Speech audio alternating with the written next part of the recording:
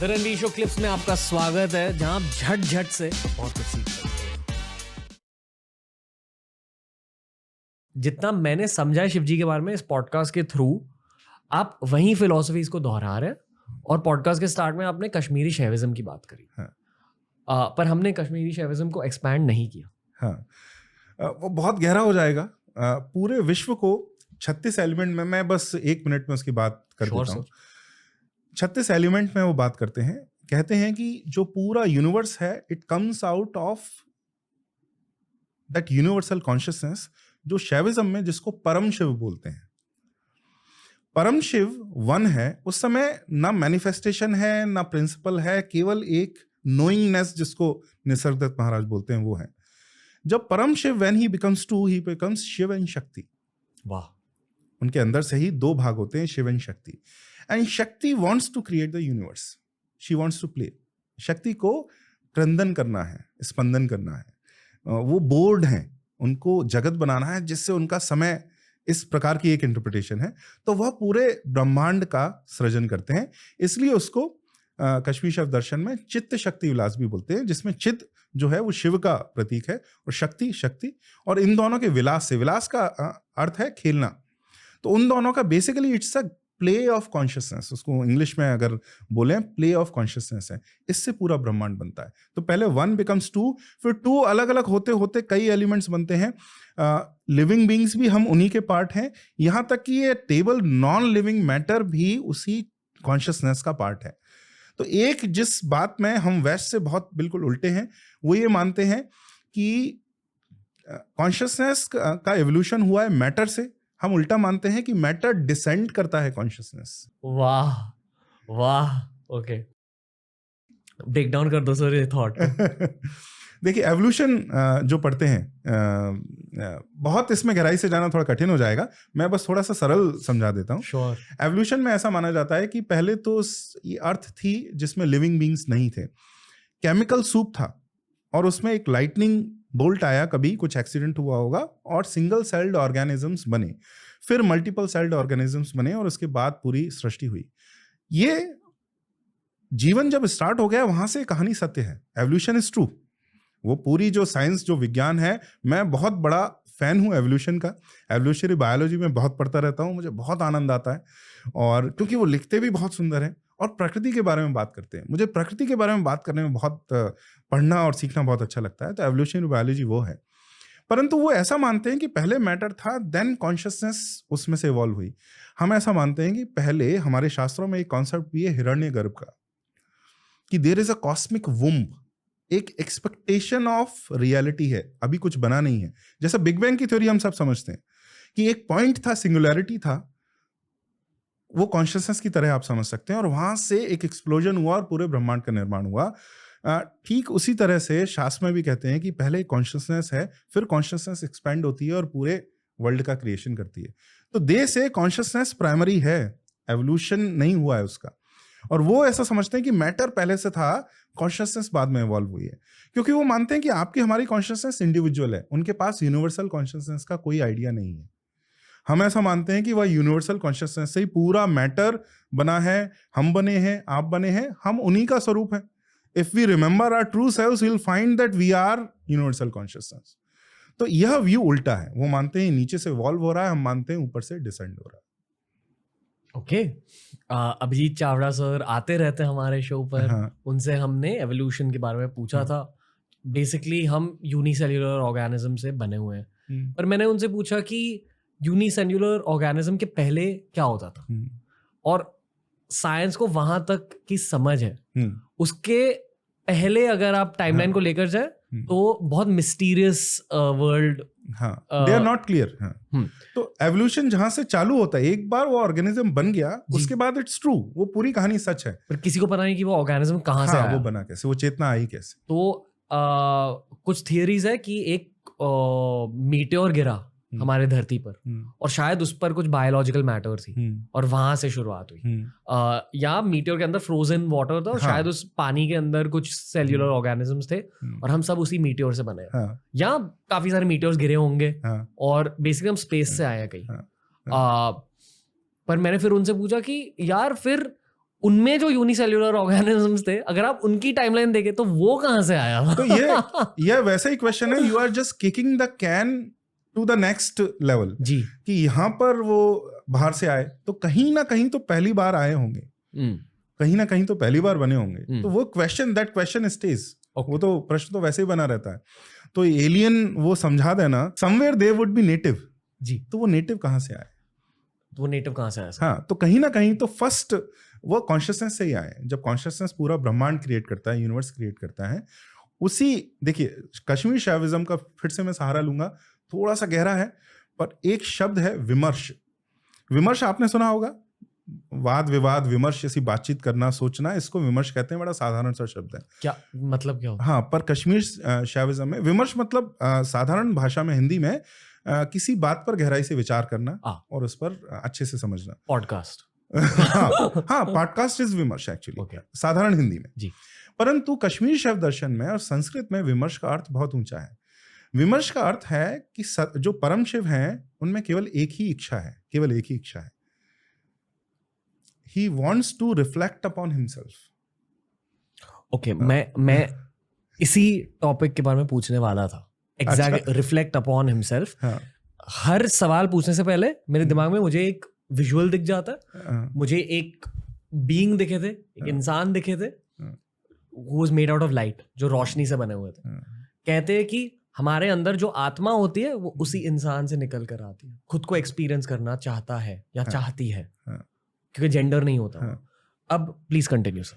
तो जो परम शिव हैं, he has only one desire to look upon himself, to see himself, उसको विमर्श बोलते हैं, जिसमें वो खुद को ही he is seeing himself। अब उसके लिए यूनिवर्स बनता है, यूनिवर्स पूरा एक्सपेंड होता है। इसमें ऐसी स्पीशीज का आना आवश्यक है जो which is capable of not just intelligent thought but thinking about thought, reflecting upon these deepest secrets of universe, जो ब्रह्मांड की सबसे गूढ़ रहस्यों पर विचार करने में तत्पर हों। ऐसी स्पीशीज का आना आवश्यक है। जिस प्रकार से मैं उसमें भी बहुत सारे विशेषज्ञ हैं, मैं बहुत नहीं जाऊंगा और कई लोग मेरे ऊपर टूट पड़ेंगे इसके बाद, पर मैं बोलता हूं जो LSD जो ड्रग्स हैं, जो साइकिडेलिक कंपाउंड्स होते हैं विश्व में, एक थ्योरी ऐसी है कि ऐसा बोला जाता है कि वर्ल्ड का एवोल्यूशन बड़े मैमल्स ने नहीं ड्राइव किया है, वो उन प्लांट्स ने ड्राइव किया है जो साइकिडेलिक कंपाउंड्स इनके अंदर होते हैं, जो पुश कर रहे हैं। हम बात कर सकते हैं इसके बारे में, क्योंकि भारतीय संस्कृति में भी सोमरस के बारे में बताया सब है जी, है, बताइए सर। तो ऐसे वो प्लांट्स हैं, ऐसे पेड़ हैं जो पुश कर रहे थे एवोल्यूशन को इस दिशा में कि मनुष्य जैसी एक स्पीशीज आए जो ऐसे प्रश्नों के बारे में सोच सके, ध्यान कर सके, विमर्श कर सके, जिसमें वो हाईएस्ट लेवल तक फिर से पहुंच सके, जो सबसे ऊंचे स्तर तक फिर से पहुंच सके। okay. तो इसका कारण, अगर ये बात सही है तो इसका मतलब कॉन्शियसनेस हर स्टेप पर गाइड कर रही है एवोल्यूशन को। ओके, ये इंडिपेंडेंट एवोल्यूशन में एक मत है कि it's all an accident, not just the first, पहला ही एक्सीडेंट नहीं है, बाद का भी एक्सीडेंट हुआ है। यह हमारी दृष्टि से सही नहीं है, और अब ऐसा उनको भी समझ में आ रहा है कि यह केवल it can not be just accident. मतलब एक हायर कॉन्शियसनेस है जो उसको हर लेवल पे गाइड, हर स्टेप पर गाइड करती है। क्या वो कॉन्शियसनेस भी इवॉल्व कर रही है या कर रहा है? नहीं, क्योंकि वो टाइम डिपेंडेंट नहीं है। जो भी इवॉल्व करेगा इसका मतलब it is a function of time. But जब टाइम और स्पेस ही बिग बैंग से निकलता है, उस कॉन्शियस, ये जब ब्रह्मांड बनता है, तो how can that supreme consciousness which gives birth to time and space be a function of time? ऐसा नहीं हो सकता। अगर वो इवॉल्व करेगी, उसका अर्थ ये है कि वो टाइम के साथ बदल रही है। जो टाइम के साथ बढ़ेगा वो टाइम के साथ घटेगा भी और समाप्त भी हो जाएगा। But if it is always is, इसका अर्थ है कि वो टाइम डिपेंडेंट नहीं, इट डजंट इवॉल्व। मैं समझ गया कि आप क्या कहना चाह रहे हो। शायद कुछ ऑडियंस मेंबर्स को नहीं समझा, हाँ। इसलिए मैं फिर से एक पुराना एग्जाम्पल दोहराऊंगा। ये बहुत इजी वे होता है समझने का। जब आप एक चींटी को देखते हो तो चींटी यूजुअली स्ट्रेट लाइंस में चलती है, ठीक है, जंप नहीं कर सकती चींटी। अगर उसे ऊपर जाना है तो वो क्रॉल करके जाती है, ठीक है। पर एक इंसान सिर्फ स्ट्रेट लाइंस में चलता नहीं, हम जंप भी कर सकते हैं, हम 3D होते हैं। चींटी के लिए ये समझना शायद मुश्किल है कि यार ये जंप मतलब क्या होता है, क्योंकि उसकी दुनिया में सिर्फ स्ट्रेट लाइंस होती है। उसकी दुनिया 2D है, हमारी दुनिया 3D है। कहते हैं कि the fourth dimension is time. 3D के बाद भी एक डायमेंशन होती है। और आप टाइम में आगे भी जा सकते हो, पीछे भी जा सकते हो, जो इंटरस्टेलर में दिखाया गया। ये मनुष्य या औरत, परम शिव या जो भी बीइंग 4D को भी समझते हैं, 5D को भी समझते हैं, 6D को भी समझती है, पर हमारा दिमाग 4D को सिर्फ थियोरेटिकली समझ सकता है कि टाइम जैसी चीज होती है, पर उसमें आप पीछे कैसे जा सकते हो, आगे कैसे जा सकते हो, ये समझ नहीं आता हमें। और हमारे दिमाग में वो कैपेबिलिटी भी नहीं होती अनलेस आपने बहुत ज्यादा साधना करी, आप मोक्ष तक पहुंच चुके हो, और शायद मोक्ष के भी पार आप जा चुके हो, तो फिर आप समझने लगते हो 4th डायमेंशन को, 5th डायमेंशन को। आप कुछ ऐड करना चाहोगे या आप मुझे करेक्ट करना चाहोगे? 4th डायमेंशन की एक बात है, एक कॉमन एक्सपीरियंस है, एक साधारण अनुभव सभी को हो सकता है। अनुभव की बात नहीं है, वो देख सकते हैं। जब आप रात को आकाश में देखते हैं, जो तारे देखते हैं, तो आप केवल स्पेस में नहीं देख रहे होते हैं, आप टाइम में भी देख रहे होते हैं। तो अधिकतर तारे तो अब हैं ही नहीं जी। तो जो आपको आज दिख रहा है, वो आप जब ऊपर देखते हैं, you are basically looking back in time also. तो ट्रैवल इस शरीर से नहीं कर रहे हैं, पर जब आप देखते हैं तो यू आर ट्रैवलिंग देयर। तो एक अनुभव ये है, वंस यू नो दिस, ऐसा 4D का ये अनुभव, टाइम स्पेस 4D के बजाय साइंटिस्ट से कहते हैं they are 1 dimension, they are interconnected. तो time and space is 1। 3rd dimension is not just space, वो टाइम और स्पेस ही है, तो वो 1 डायमेंशन है। तो फिजिक्स तो ऑफ कोर्स मैं उसका एक्सपर्ट नहीं हूं, तो उसमें मैं बहुत गहराई से नहीं जाऊंगा, पर एक बात मैं और कहना चाहूंगा, जो दूसरी स्पीशीज की बात कही, चींटी की बात कही, दूसरे जो जानवर हैं, यहाँ तक कि बहुत ऊंचे जानवर भी, हाथी और शेर भी, एक बात है जो उनमें हमसे कम है। वो क्या बात है? वो चाहकर भी कर्म के बंधन से नहीं निकल सकते।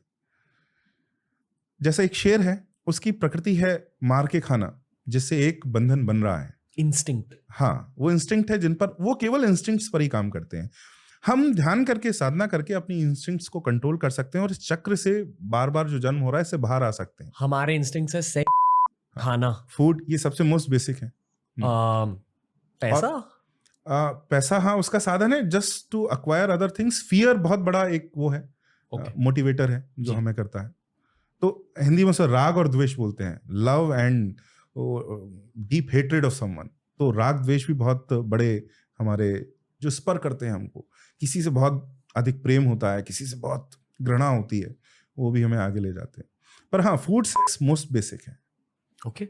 जो दूसरी स्पीशीज हैं, उनके पास कर्म के बंधन से बाहर निकलने का कोई साधन नहीं है, हमारे पास है। इसलिए कहते हैं कि मनुष्य जीवन को व्यर्थ नहीं करना चाहिए। मनुष्य जीवन आपको इसलिए मिला है कि आप इन गहरे तथ्यों पर सोचें और इससे आगे निकलने में एक पग तो आगे बढ़ें। वो जन्म जन्मांतरों का है, लेकिन थोड़ा सा आगे आप उस दिशा में बढ़ें। ये मनुष्य जीवन का सच है। ओके, आई फील कि मैं आपसे 6 घंटे के लिए बात कर सकता हूँ ऑनेस्टली।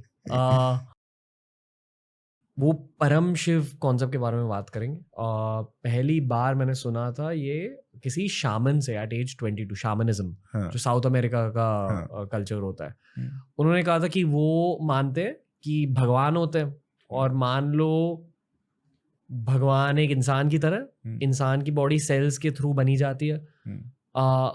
मान लो उस भगवान के दिमाग के अंदर का एक सेल निकाल कर उस भगवान ने खुद के हाथ में ही रख दिया, और फिर उस सेल के लिए मिशन ये होती है कि फिर से दिमाग तक लौट जाओ।